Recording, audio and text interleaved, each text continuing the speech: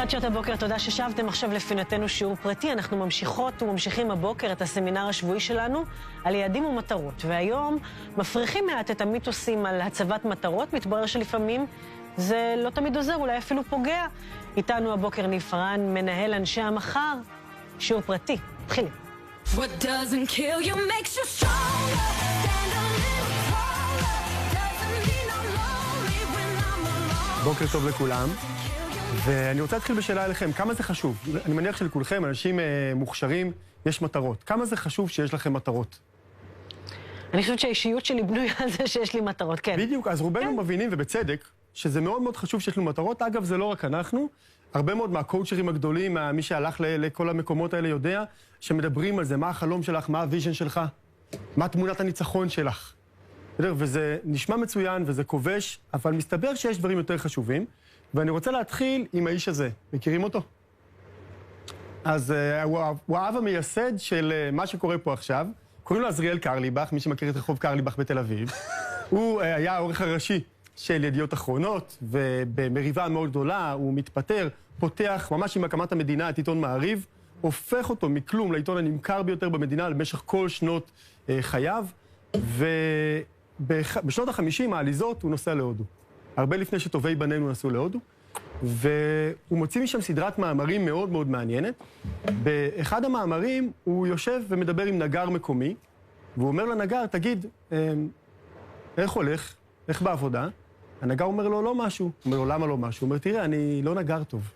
ומה זאת אומרת? הוא אומר, יש לי שתי ידיים שמאליות, אני שרפרף לא יודע לבנות. לא, אז למה אתה נגר? ומה זאת אומרת? סבא רבא שלי נגר, סבא שלי נגר, אבא שלי נגר, אני נגר. הוא לא, אוקיי, ומה חוץ מזה? הוא מדבר איתו, הוא מוצא שהנגר, אתם בטח מכירים, הוא מהקסטה הנמוכה ביותר, הוא מהטמאים במגע. זה קסטה שהיא מושפלת מלידה בלי תקווה, יש לו גם בעיות בריאותיות במשפחה, וקרליבך מספר שהוא ממש מתחיל לדמוע. והוא מסתכל תחשבו על האיש הזה, כן, שעובד בעבודה שהוא וכולם יודעים שהוא גרוע בה, בלי שום סיכוי לשיפור, הוא מושפל מלידה, בלי סיכוי לתקומה. הוא אומר לו, איך אתה חי? איך אתה חי? וההודי מחייך ואומר לו, מצוין, למה אתה שואל? הוא אומר לו, מה טוב לך? הוא אומר, תראה, כאילו אין לי הרבה עבודה, אבל בסוף לא חסר, החמולה דואגת לאוכל, מסתדרים. הוא אומר, הילד שלי בן ה5, הוא מראה הבטחה, הוא מוכשר בנגרות, הוא יחזיר לחמולה, כן, תחשבו על קבועי הזמן. והוא אומר, חוץ מזה, אין לי עבודה, אז יש לנו זמן פנוי. אני 40 חברים, 40 הנזירים במנזרים, הוא אומר, מה רע לי בחיים? ומה איתך? ולראשונה, בשיחה, קרליבך מסתכל פנימה. מתחיל לספר לו על החיים שלו בארץ, כל המרוץ המטורף הזה. למי שלא יודע, הוא קיבל התקף לב בגיל 47. וההודי מתחיל לבכות.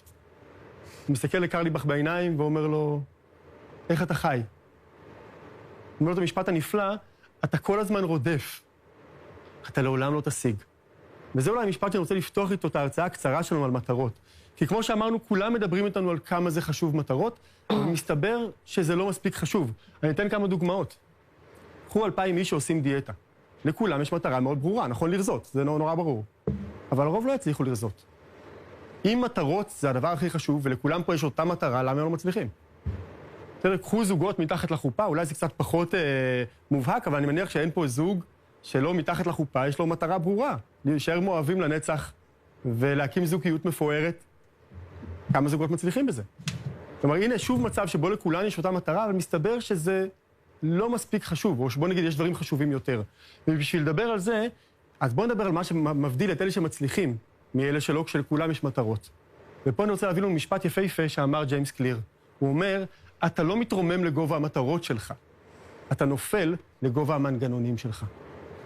ואני רוצה לתת לנו כמה טיפים וכמה מחשבות בנושא הזה, ואני רוצה להתחיל במשפט הזה, האם אתם ממוקדי תהליך או ממוקדי מטרה?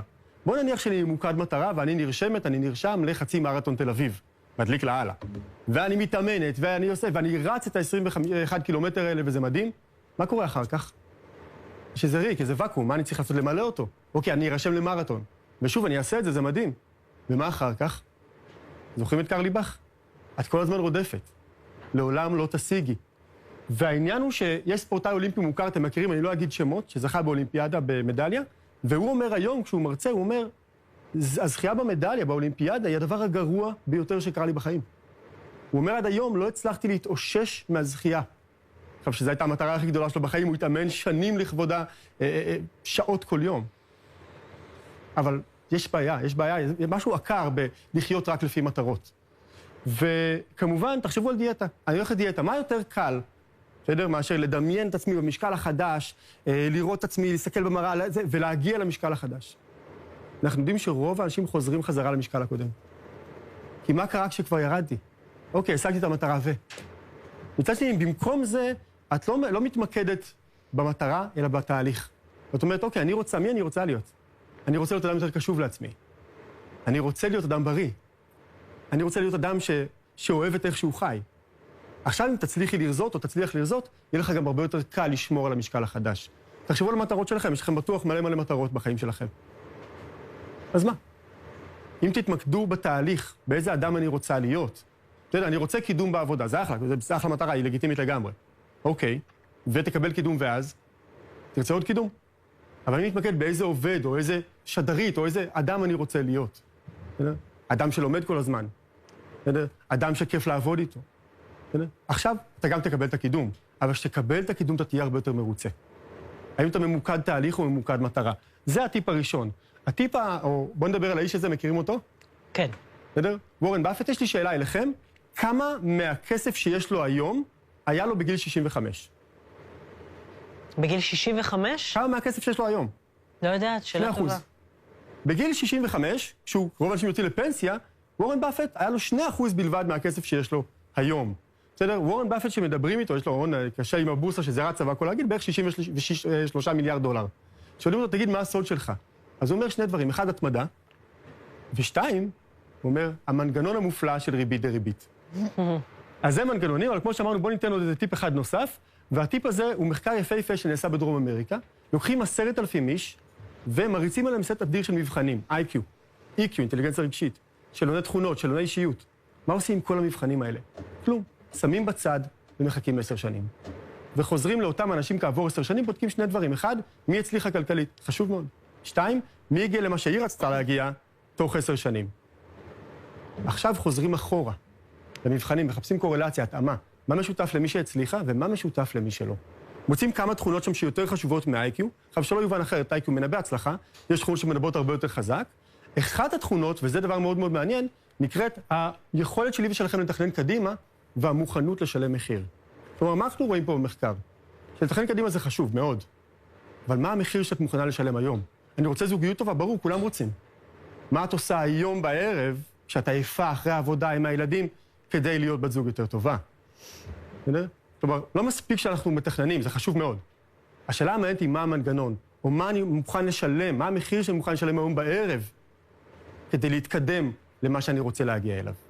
ואני רוצה להגיד לסיום, שיש משפט מאוד מאוד יפה שאמר מאיר שלו. הוא אומר, הפריחה ולא הפרי, הליכה ולא התקדמות. כלומר, התרבויות השונות מושכות אותנו, התרבות המערבית לתכנון, להשיג מטרות, להגיע למעלה, שזה מדהים. התרבות המזרחית, ליהנות מהרגע, להיות כאן ועכשיו. והמתח הזה הוא לא דבר גרוע. המתח הזה הוא דבר נפלא שאנחנו צריכים לחיות בתוכו. הפריחה ולא הפרי, הליכה ולא התקדמות. ואני רוצה להזמין מי שמאמין במנגנונים, יש לנו קבוצת פייסבוק, 30,000 איש, שכל שבוע כבר 3 שנים, 3-4 מחקרים חדשים על מצוינות, על ניהול, על מנהיגות, על כל מה שחשוב לכולנו. אז בואו נבנה את המנגנונים שיביאו אותנו למטרות שלנו. תודה רבה, היה מרתק. כרגיל. כרגיל. הטלוויזיה של ישראל. 12